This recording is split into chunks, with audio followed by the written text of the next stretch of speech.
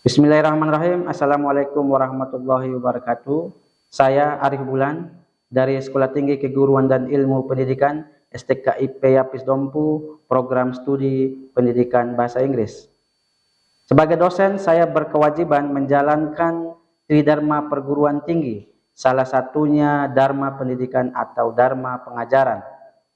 Perkenankan saya pada kesempatan yang baik ini memaparkan salah satu mata kuliah yang saya ampu, yaitu Evaluation and Assessment in English Language Teaching atau ELT, yang akan disampaikan melalui metode DIA, Delivery, Interaction, and Assessment. Evaluation and Assessment in ELT merupakan salah satu mata kuliah keahlian yang bersifat wajib pada program studi pendidikan bahasa Inggris di STKIP Yapis Dompu untuk program sarjana.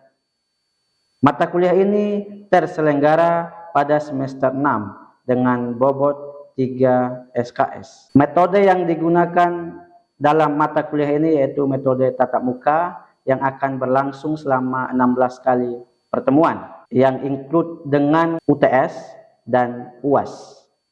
Adapun materi yang akan dibahas yaitu meliputi yang pertama, konsep evaluasi dan penilaian pembelajaran bahasa Inggris.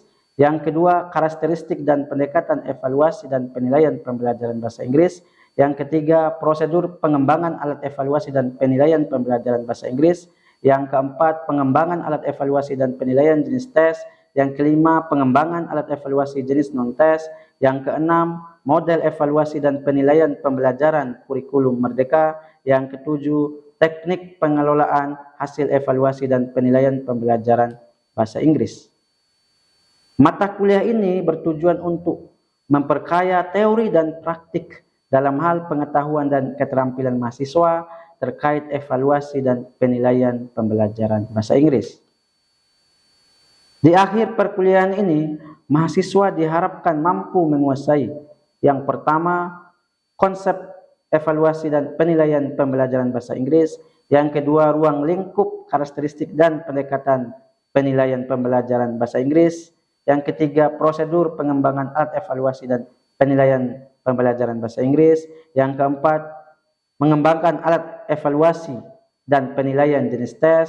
Yang kelima, mengembangkan alat evaluasi jenis non-tes. Yang keenam, menguasai model dan penilaian pembelajaran kurikulum merdeka. Yang ketujuh, menguasai teknik pengelolaan hasil evaluasi dan penilaian pembelajaran bahasa Inggris.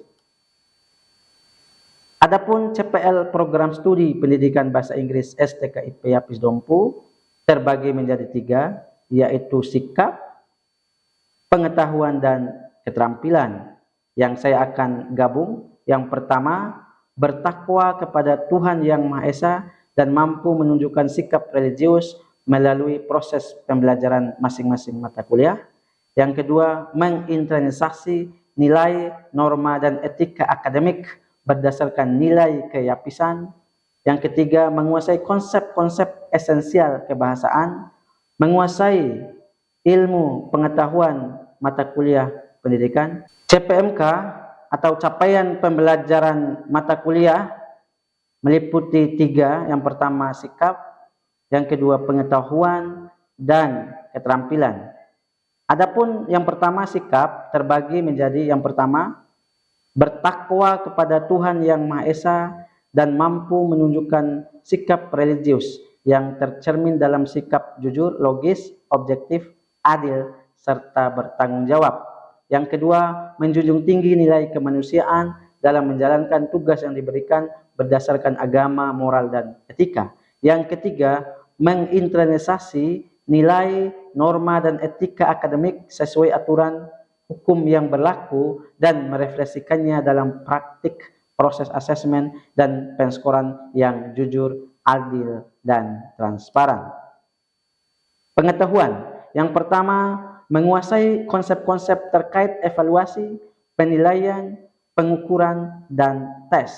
Yang kedua, memiliki pengetahuan tentang prinsip-prinsip asesmen, jenis-jenis asesmen, kriteria asesmen yang baik, teknik pengembangan dan penulisan soal, penskoran, serta pelaporan hasil evaluasi dan penilaian pembelajaran.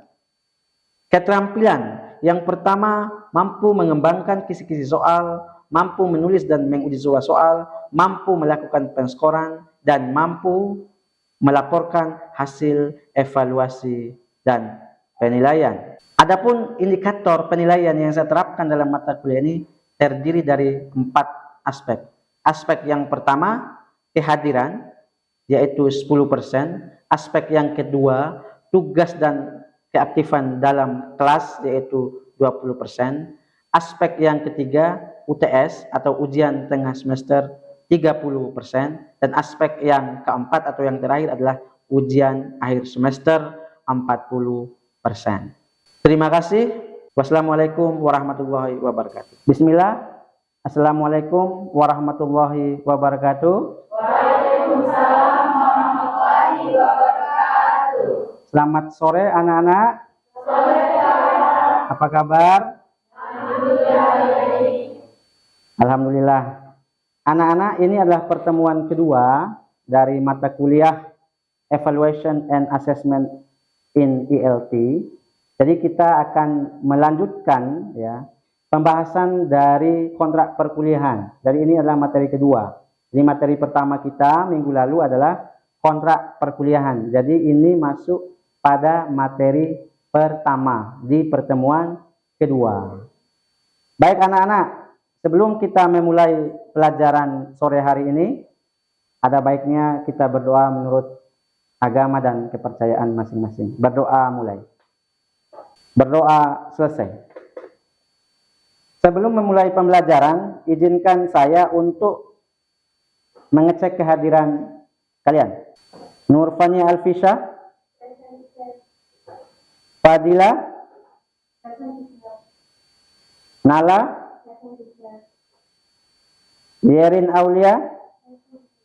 Tolong ingatkan teman-temannya yang tidak hadir untuk minggu depan ya, untuk tetap hadir di perkuliahan yang saya ampuh.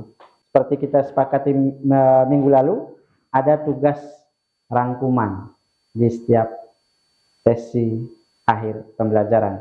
Dan ada evaluasi yang saya lakukan di setiap akhir sesi pembelajaran. Topik kita adalah the concept of evaluation and assessment in English language learning. Adapun tujuan pembelajaran kita hari ini or our goals for today's lesson is the students are able to explain the definition of evaluation, measurement, and assessment and test. The second, the students are able to explain the function and the purpose of evaluation. And the third, the students are able to mention the differentiation between evaluation, measurement, assessment, and test. So that is our goals for today's lesson. So in every session of the lesson, we have to have the goals. Why? Because that is the achievement of us in this learning process. So we have to achieve that, okay, in every session of the lesson. So we come to the basic of evaluation, okay. Konsep dasar atau dasar-dasar daripada evaluasi. Come to the definition from the experts. Yes, the first one is from Staffbin et al. The process, yes, the evaluation is the process of delineating, obtaining, and providing useful information for judging decision alternative. Jadi, menurut Staffbin dan kawan-kawan bahwa evaluasi itu ya adalah proses mengumpulkan dan menjudge ya informasi yang berguna untuk mengambil suatu keputusan. Jadi mengumpulkan, kemudian habis dikumpulkan informasi itu dijudge ya, kemudian agar diambil decision alternatif, keputusan. Ya, jadi itu Definisi yang pertama. Yang kedua, menurut Frey, Barbara, and Alman, evaluation is the systematic process of collecting, analyzing, and interpreting information to determine the extent to which pupils are achieving instruction objective. Jadi, pada definisi yang kedua ini bahwa evaluasi adalah proses yang sistematis dalam mengumpulkan, kemudian menganalisis dan menginterpretasi informasi atau data untuk menentukan pencapaian instructional objective of students, pencapaian pembelajaran siswa. Jadi ada proses apa yang pertama tadi? Collecting. Yang kedua? Yang ketiga? Interpreting. Jadi ada proses itu di dalam evaluasi itu. Harus ada collecting. Apa itu collecting bahasa Indonesianya? Mengumpulkan data, informasi. Yang kedua, habis di collecting, habis dikumpulkan di apa? Di analisis. Habis di analisis diapain? Diinterpretasikan data atau informasi. Selanjutnya, Griffin dan Lancier say that evaluation is a process of determining what are the material and method of learning has delivered based on the basic purpose of learning. Nah, ini yang paling mengena dengan kita bahwa evaluasi itu adalah proses menentukan apakah materi atau metode pembelajaran telah disampaikan dengan baik atau tidak. Oke. Sebagai seorang guru, ya, nanti ketika kalian mengajar, kalian akan melakukan proses evaluasi terhadap pengajaran kalian. Oke? Pengajaran kalian. Apakah metodenya sudah sesuai atau tidak? Apakah materinya sudah sesuai atau tidak? Jadi, dalam proses menjudge, kayak tadi ya, ada judgment, menjudge. Misalnya gini, kok siswa saya dari 20 siswa dalam kelas itu, katakanlah ada 10 yang tidak lulus. 10 yang tidak lulus nih, ujian nih. Ada apa? Kalian tak tanya, ada apa kok nggak lulus 10 orang ini, ya? Oke, berarti kalian melakukan evaluasi terhadap proses pembelajaran Anda tadi selama 1 semester itu. Kok bisa anak siswa tidak lulus? Jangan menjudge siswanya. Memang kayaknya siswa ini kurang ini deh. Enggak. Jangan salahkan siswa. Oh, barangkali ada sesuatu yang salah dalam metode kita mungkin, dalam materi kita mungkin, dalam strategi mengajar kita mungkin. Itu kita mengevaluasi diri kita selama 1 semester itu. Jadi sehingga sebagai alternatif decision tadi. Oh, keputusannya alternatif. Semester depan saya rubah metode saya, oke? Itu keputusan Anda. Oke, semester depan saya rubah materi saya. Semester depan saya rubah strategi mengajar saya. Nah, itu hasil dari evaluasi. Ada proses panjang yang kita sebagai guru atau sebagai dosen lakukan. Oke. Saya pun melakukan hal demikian ketika nanti di ujian akhir semester dari kalian ini setengah saja yang tidak lulus, ada apa dengan saya? Bukan ada apa dengan kalian. Saya kalau saya menjudge ada apa dengan kalian, wah ini kayaknya ada kekeliruan terhadap diri saya kalau saya menjudge. Oh, kalian kayaknya anak-anak memang begini deh. Enggak. Yang pertama yang saya harus judge adalah ada apa dengan saya. Assessment is a process to determine the quality of the students by comparing between the result of assessment standard. Jadi gini anak-anak, katakanlah standar kelulusan atau pencapaian kompetensi itu 7, ya. Tapi ketika Anda melakukan penilaian 6, berarti dia itu belum mencapai standar. Jadi anak-anak itu dikatakan mencapai standar penilaian kalau nilainya 7 atau di atas 7. Karena tadi kan minimal berapa tadi? Ya, istilahnya KKM. 7 KKM-nya ya. 7 berarti dia harus minimal 7 atau di atas 7. Kalau di bawah 7 dia belum mencapai standar.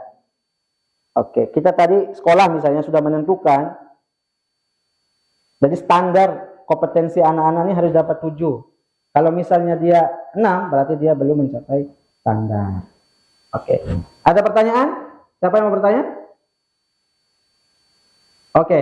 Thank you, sir. So my question is, what if there is a student who fail in the middle exam, sir?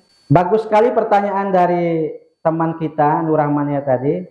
Bagaimana jika ada anak yang tidak lulus UTS, Pak? Nah, ini pertanyaan yang bagus ya.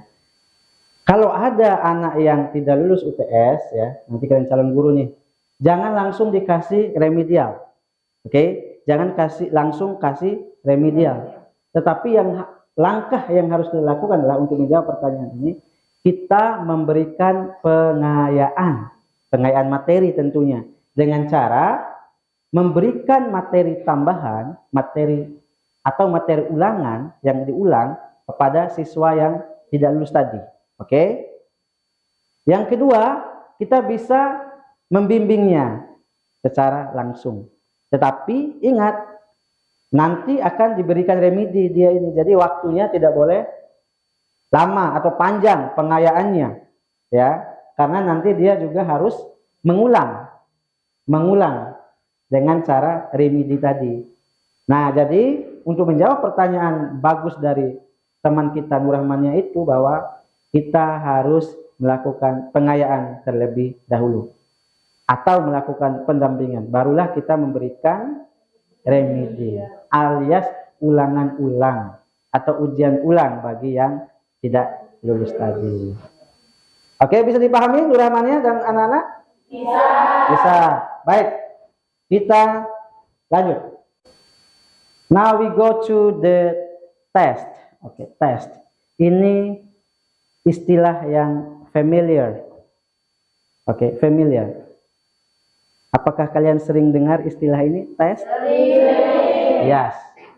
Familiar, test. Nah, test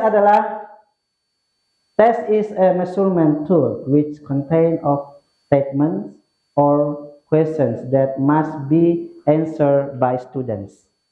Apa maksudnya nih? Iswati, apa maksudnya tuh? Tes adalah pemberian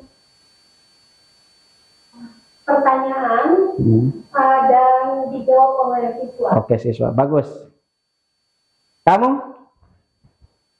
Itu merupakan pemberian pertanyaan di akhir Oke. yang harus dijawab oleh siswa. Yes. Bagus sekali jawaban kalian berdua. Tepuk tangan untuk teman kita Iswati dan Rajab. Nah, apa yang kalian sampaikan adalah semuanya benar, bahwa tes itu adalah alat ukur ya, yang berisi pertanyaan untuk dijawab oleh siswa. Itu tes. Contoh nih, contoh soal tes. Yang bahasa Inggris ya, yang bahasa Inggris kah? Isilah jawaban di bawah ini. Ayu titik-titik to school. A. Go to school. B. Goes to school. C. Went to school. Manakah jawaban yang benar? B. Apa tadi B? Goes to school. Itu contoh ya. Contoh, ada jawaban dan ada pertanyaan dan ada jawaban yang diisi oleh siswa. Itu tes. That's kind of test of grammar, okay? Grammar or structure that we have learned before. Itu adalah bagian dari tes grammar atau structure that we have learned. Next. Nah, sebelum saya masuk ke sini, saya ingin berikan kesempatan pada kalian. Sejauh ini ada pertanyaan? Siapa yang mau bertanya? Oke, Yerin. Pak, saya ingin bertanya. Jika Bapak menjadi seorang guru, lalu ada anak dosen yang sekolah di situ, apakah nilainya akan spesial? Sekian, terima kasih. Baik. Ya. Pertanyaan yang bagus dari teman kita Yerin Aulia. Di mata seorang guru, nanti kalau kalian jadi seorang guru ya, tidak boleh ada siswa yang spesial. Semua siswa di mata guru sama. Apalagi penilaian. Dia itu anak dosen, dia itu anak bupati, anak pejabat. Tidak peduli. Karena yang dinilai bukan bapaknya. Ya enggak? Sepakat enggak anak-anak? Iya. Yang dinilai adalah kompetensi anaknya. Jadi begitu ya Yerin ya. Begitu pula kalian nanti. Jangan mudah tergoda. Wih, itu anak pejabat nih. Nanti kalau dia nggak lulus gimana? Ya biarin, ya kan? Kan biar orang tuanya memahami, mengerti bahwa memang anaknya yang nggak lulus. Masa karena anak pejabat senggol dikit dong? Nah, nggak boleh, nggak boleh. Nah, sekarang kita masuk kepada principles of evaluation of learning. Prinsip-prinsip evaluasi pembelajaran. Nah, ini yang perlu kalian ingat. Kalian tanamkan dalam hati prinsipnya. Sejalan tadi yang ditanyakan oleh Yerin Aulia. Bahwa yang pertama, prinsip penilaian atau evaluasi pembelajaran itu harus valid. Oke, valid. Yang kedua harus objektif. Nah ini ya, saya kaitkan dengan pertanyaan dari Yerin tadi. Objektif. Tidak peduli dia anak dosen, anak pejabat, anak bupati, kita sebagai guru, kalian semua sebagai guru harus tetap objektif memberikan penilaian terhadap siswa itu. Kemudian integrate. Sejauh ini ada yang mau bertanya anak-anak? Oke, Roslina yang belum pernah. Silakan Roslina. Baik Pak, saya ingin bertanya, bagaimana menghadirkan transparansi dalam penilaian atau evaluasi? Pertanyaan yang sangat luar biasa dari Roslina. Tepuk tangan untuk Roslina. Pertanyaan Roslina ini sebenarnya ingin mengkonfirmasi saya sebagai dosen sebenarnya. Dia ingin mengkonfirmasi apakah nanti penilaian Bapak ini transparan atau tertutup ya kepada mahasiswa. Oke. Saya ingin tekankan kepada kalian semua bahwa minggu lalu saya telah menyampaikan bahwa proses penilaian kita ada 4. Penilaian terhadap kehadiran 10%, penilaian terhadap tugas dan keaktifan di dalam ruangan ini selama sebanyak 20%, kemudian ujian tengah semester 30%, dan UAS 40%. Itu adalah bagian dari transparansi saya terhadap penilaian pada kalian. Jadi transparansi itu bukan begini anak-anak. Ini nilainya Roslina 20 ya. Enggak, bukan gitu. Transparansi itu bukan menunjukkan hasil, bukan. Tetapi memberitahu kepada siswa-siswa, nanti kalian jadi guru begitu, kasih tahu dulu apa saja poin-poinnya penilaian ini. Oke, itu namanya transparansi. Ini fungsi asesmen dan tes. Oke. Fungsi asesmen dan tes yang pertama selective function, and then diagnosis function, result assessment, and placement test. Oke. Next, nah ini langsung aja kita akan melakukan akan melakukan penilaian terhadap kalian semua. Jadi seperti yang saya sampaikan minggu lalu bahwa di setiap akhir pembelajaran saya akan melakukan penilaian terhadap kalian dengan memberikan tes atau soal. Apakah kalian mencapai tidak tujuan pembelajaran untuk hari ini? Dengan 5 pertanyaan ini. 5 pertanyaan ini akan saya acak. Siapa yang bisa silakan angkat tangan karena ini bagian daripada penilaian keaktifan kalian di dalam kelas. Pertanyaan pertama, jelaskan satu definisi evaluasi menurut para ahli. Siapa yang mau menjawab? Saya Pak. Oke, kamu Langkan, berani, bagus, silakan. Oke, untuk pertanyaan pertama, jelaskan satu definisi evaluasi menurut para ahli. Jadi berdasarkan yang Bapak jelaskan tadi, saya mengambil satu pendapat ahli yang menurut Vivian. Vivian said that evaluation is the process of determining what our material and method has delivered based on basic purpose of learning. Jadi evaluasi itu sendiri adalah sebuah proses untuk menentukan apakah materi ataupun metode yang digunakan dalam proses pembelajaran itu apakah sudah sesuai dengan standar tujuan pembelajaran itu sendiri atau tidak. Begitu Pak, sekian dan terima kasih. Baik, jawaban yang sangat bagus dari teman kita Putri Maharani. Tepuk tangan untuk Putri Maharani. Pertanyaan terakhir. Wah, terakhir ya. Apa itu tes?